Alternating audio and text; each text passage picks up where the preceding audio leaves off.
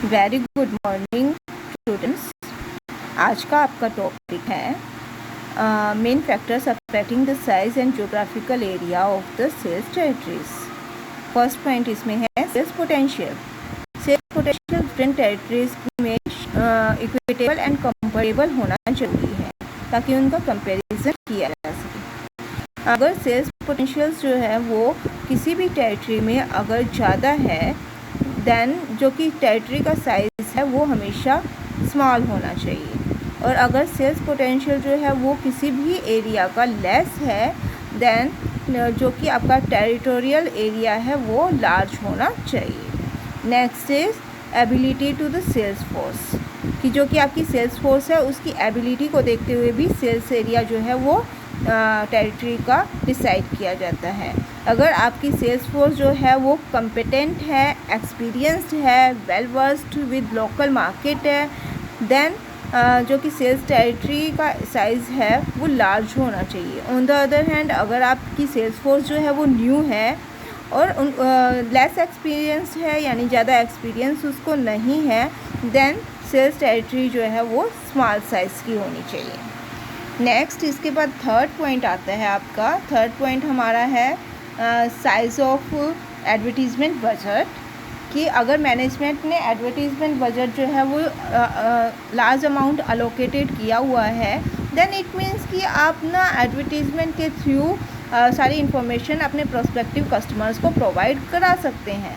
ऐसी सिचुएशन में जो कि सेल्स फोर्स है वो लार्ज सेल्स टेरिटरीज़ को भी मैनेज आसानी से कर पाएगी। ऑन द अदर हैंड अगर एडवर्टीज़मेंट बजट जो है वो स्मॉल है तो ऐसी सिचुएशन में जो कि आपके प्रोस्पेक्टिव कस्टमर्स हैं उनके साथ डायरेक्ट लिंक बनाना ज़रूरी होगा जो आपकी सेल्स फोर्स है उसके लिए, इसीलिए आप टेरिटरी का साइज़ भी स्मॉल रखेंगे।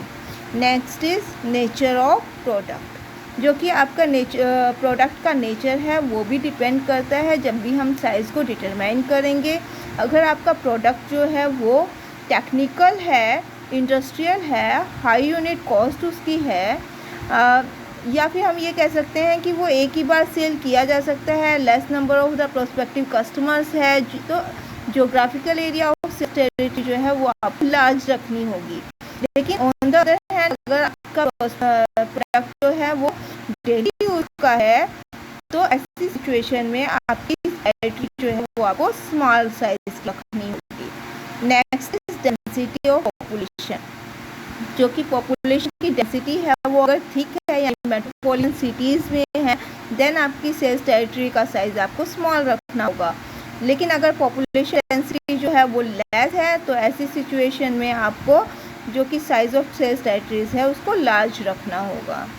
नेक्स्ट आता है size of personal selling budget, कि जो कि आपका पर्सनल सेलिंग बजट है वो क्या है। अगर पर्सनल सेलिंग बजट जो है वो आपका ज़्यादा है तो ऐसी सिचुएशन में आपको अपने जो कि सेल्स टेरिटरीज़ है वो स्मॉल रखनी होगी और ऑन द अदर हैंड आपको सेल्स टेरिटरी को लार्ज रखना होगा। Next is favourable economic condition, कि अगर आपकी इकोनॉमिक कंडीशन जो है वो फेवरेबल है, यानी कि जो आपके कस्टमर्स हैं उनकी इनकम लेवल जो है वो हाई है, देन जो कि आपका geographical area of the sales territory है वो स्मॉल रखना होगा। ऑन द अदर हैंड अगर लेस फेवरेबल है इकोनॉमिक कंडीशन देन उस सिचुएशन में आपको सेल्स टेरिटरी जो का एरिया जो है वो लार्ज रखना होगा। Next is method of distribution, जो कि डिस्ट्रीब्यूशन का मेथड होता है वो भी देखा जाता है, कि अगर डिस्ट्रीब्यूशन जो है वो होलसेलर रिटेलर के थ्रू किया जा रहा है तो आप सेल्स टेरिटरी जो है वो लार्ज रख सकते हैं, क्योंकि सेल्समैन जो है वो सिंपली कांटेक्ट कर सकते हैं, इजीली कांटेक्ट कर सकते हैं होलसेलर एंड रिटेलर से। लेकिन अगर आप डायरेक्ट कस्टमर्स को सेल करने का काम कर रहे हैं तो इस सिचुएशन में आपको सेल्स टेरिटरी जो है उसका एरिया स्मॉल रखना होगा। Next is transport and communication facilities, कि जो कि आपकी ट्रांसपोर्ट एंड कम्युनिकेशन फैसिलिटीज़ है वो अगर फास्टर एंड चीप है तो आप सेल्स टेरिटरीज़ का एरिया जो है वो लार्ज रख सकते हैं। On the other hand vice versa.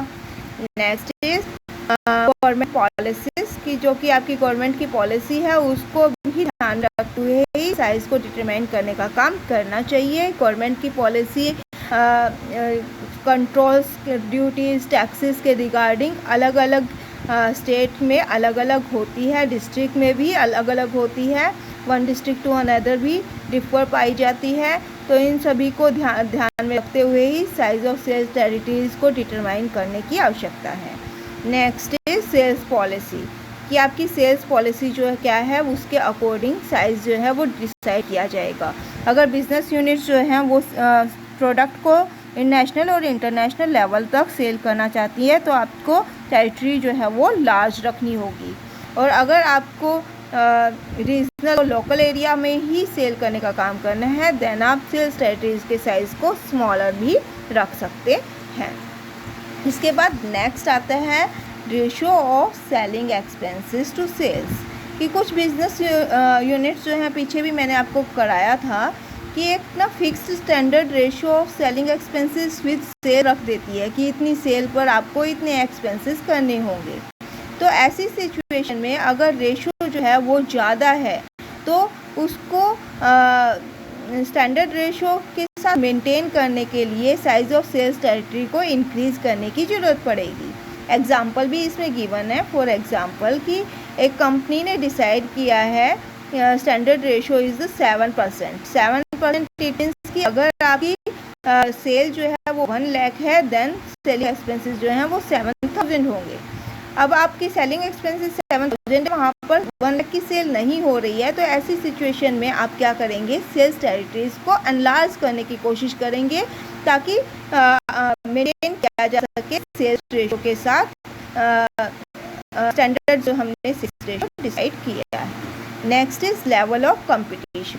Level of competition is high then size of sales territory should be small, कि जबकि कंपटीशन जो है उसका लेवल ज़्यादा होगा तो साइज ऑफ सेल्स टेरिटरीज़ को स्मॉल रखना होगा। अदरवाइज वाइस वर्सा, यानी कि अगर लेवल ऑफ कंपटीशन जो है वो लेस है then size of sales force manage even a larger sales territories.